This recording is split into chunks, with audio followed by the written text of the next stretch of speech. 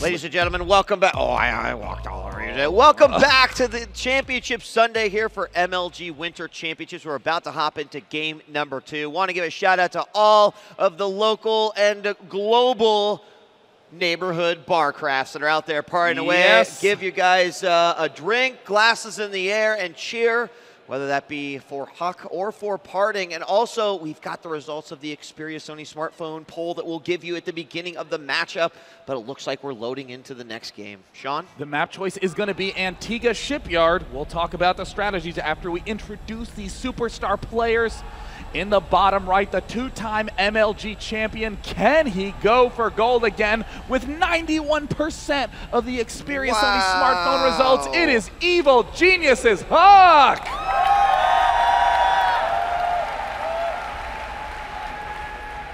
In the top left position as the blue Protoss, he may only be at 9%, but that is certainly not representative of his skill level. Ladies and gentlemen, give it up for Startail Parting.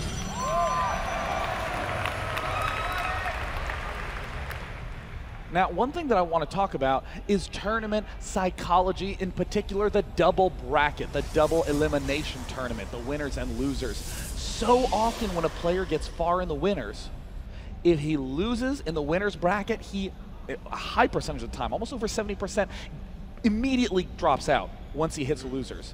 It's a big psychological blow to pop down into the lower bracket, and the person you're playing against just won a match and is on a high. So we've seen Huck get far in the winner's bracket and just drop out, exactly what happened at the MLG Winter Arena. And honestly though, Huck, starting in the lower bracket, is starting to feel that momentum gain. I don't think we're going to see that risk of dropout nearly as much as we would have at the arena. It's a fantastic point, Sean. I mean, when you think about it, especially in all the runs for Huck, many of the times he's already been in the upper bracket. In fact, he's been in situations where he basically, you know, has the ability to lose a best of 3 and still come back and win it. So, I mean, we talk also about the endurance of these players and just what it takes to make it all the way through the lower bracket. And, you know, Huck seems calm, collected today. A game 1 win over Parting. You know, can he finish it in 2? We'll definitely see. Now on this map, Parting loves to go for a 2-gate Robo fast expand. He plants down the Robo, Gate 2 Nexus, Chrono Boost extremely quickly on all those Immortals and ends up having 2, almost 3, should a Blink Rush occur. Parting, though, looks like is building down that second gateway, very common as well. Also transitions nicely into that Robo play. EGHuk going for the double gate opening as well, but with a little bit of a faster gas.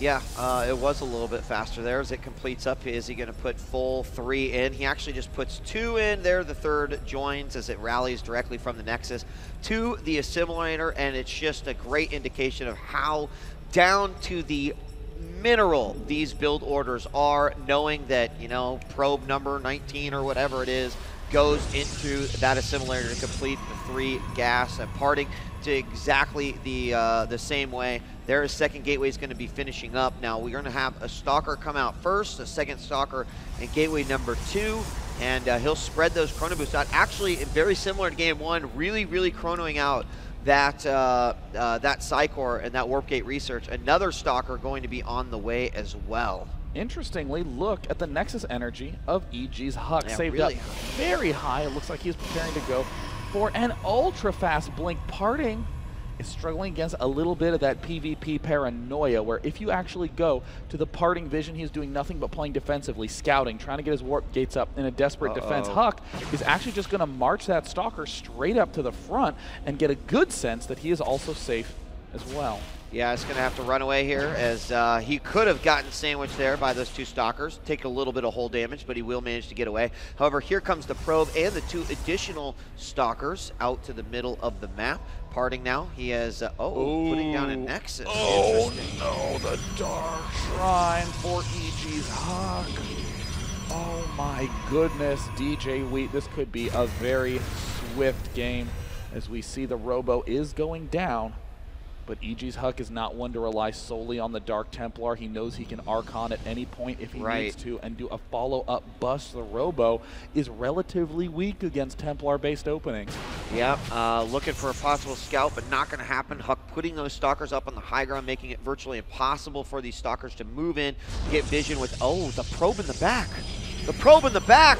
He's dropping, he dropped a pylon. It's not seen by that Nexus, and actually Parting has not seen that probe. Huck does have a proxy pylon that will complete right around the same time as the Dark Shrine. No. There are 4 sentries at the top. Huck expanding as well. We saw this opening demolish SKMC in Orlando as well. There's the 2 Zealots morphing in. Huck with the Dark Templar play also in the Nexus. And look at that, the Zealots come in from the back. Where on earth did those come from? And the Dark Shrine's completed. 1 DT morphing in the natural expansion. The Immortal being chrono boosted for Parting. EGHuk may very well get a clean win in Game 2. Yeah, all of these units now making their way back in the pit. Needs the force field. 1 DT though slips through. DT, go do something. DT now focusing on the robotics facility. There is an observer that's going to come out, but there's just not going to be enough damage from that DT to actually kill it before it goes down. Clever play by Huck. He is just going to use these DTs as warriors. I don't care if you can see him. I got too much damage output.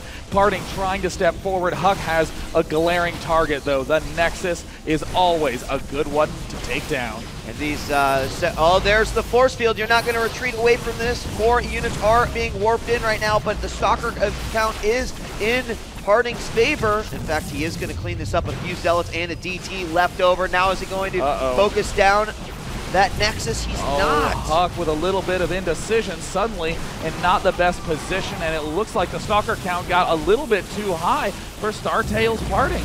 He handled it well despite the fact of having that DT inside his base. Probes are going to get in on the action. That pylon's going to be taken down. Very, very nice hold by Parting. A stellar defense by the Korean Protoss. An absolutely stellar defense, Marcus. Now, did he lose? Yeah, he lost virtually my God. probes. Let's check out the unit's lost overlay, and we see that only 2 probes were lost by Parting. Yeah. Only 2. Yeah, that's pretty insane, and that means that Huck is, you know, he's got his expansion up as well. But what looked like an incredibly damaging potential attack was shut down. And now, of course, we see Huck going for that blink a little bit later. Doesn't have the Robo yet.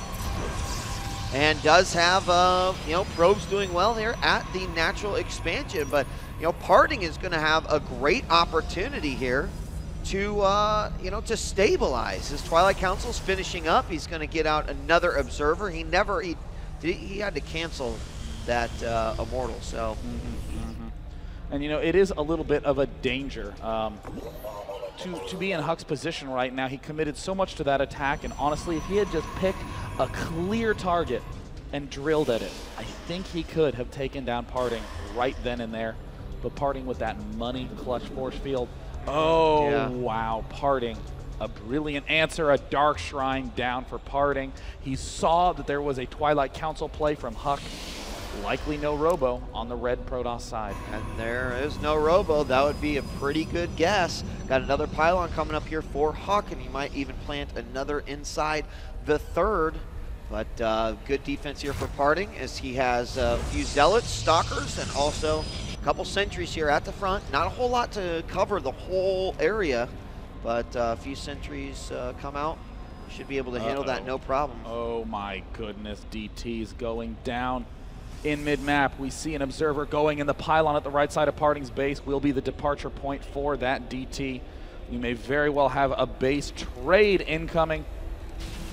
Yeah, it's definitely a possibility here. So we have the assault at the front. Force fields going down. Zealots being kited back, but as I said, there's not enough force fields to cover the ramp, and that means Huck is going to be able to go up, but there is the DT! Oh, DT's on the right. Huck stepping in. He sees that there are Dark Templar down for his opponent. He's going to try to step in. How will Huck answer? He sees now that he is low on detection. Has he recognized yet?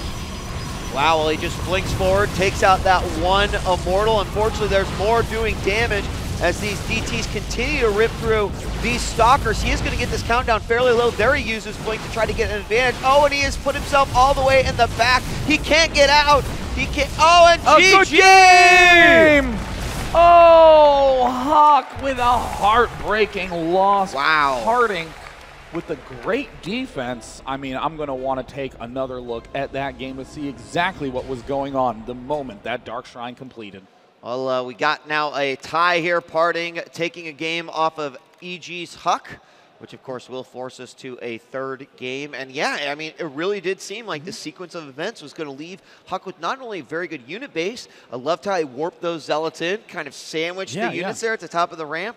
But then, as you mentioned, you know, indecisiveness with those DTs. He didn't necessarily focus fire the Nexus, then decided to go onto the base. Force field cut it off. Then he didn't really do much with the DT once it made it into the base. And either way, Parting getting that observer out at a perfect time.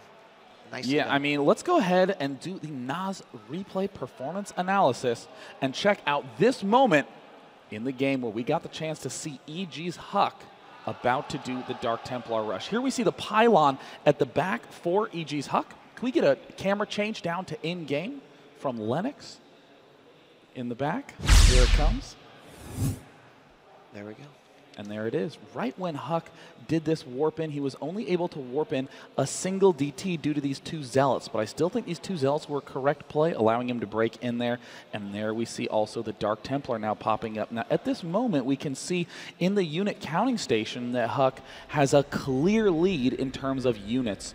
I mean, quite simply, 3 + 2 + 2 is always bigger than 3 + 3. So at this point, I mean, the sentries are going to be falling quite quickly. But the question is, with these gateways back home, did Huck have enough to do another warp-in? So as we come back to this point in the game and we go to the Huck cam, we can see that he almost has enough to do another trio of warp-ins, but at this very moment, Huck doesn't know how far along this observer is.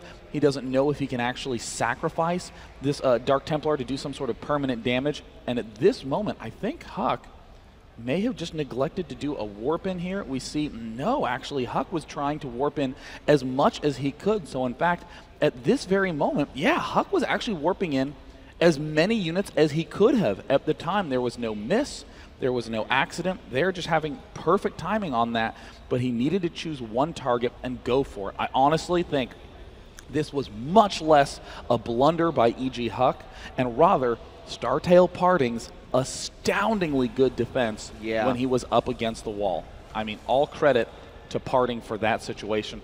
I could have sworn that Huck had a little bit more energy to do that one last warp in, but apparently that was just the adrenaline in my blood making me have time pass more slowly or whatever. But man, Parting, an impressive defense, but now the map choice is in Huck's hands. Yep, the map choice will be in Tomb Valley. We're going to take a quick break. When we return, Game 3 to decide who advances and who goes home. Will it be EGHuk or will it be Startail's Parting? Find out after this.